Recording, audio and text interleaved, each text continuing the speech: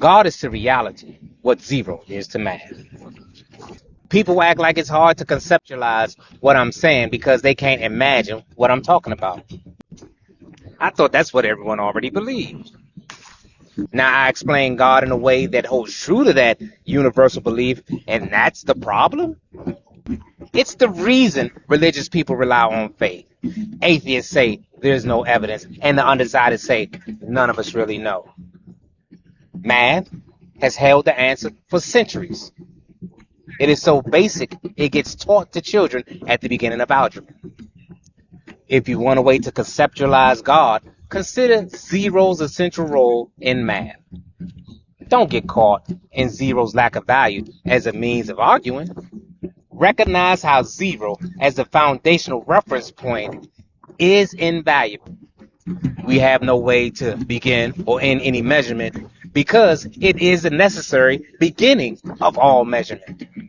Every attribute associated with God applies to zero once you get over the desire to imagine and personify. Zero is absolute. Because absolute value cannot be negative, this attribute gets conflated into omnibenevolence through personification.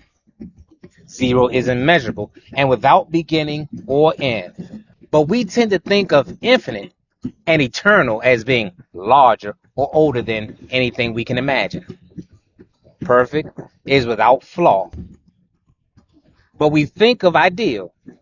The lack of negativity leaves no use for positivity. The origin of all would be the source of all information and rules. Ignorance or the ability to be defied would be impossible.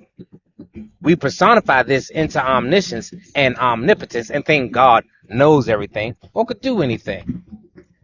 Such an attempt at praise is actually limited.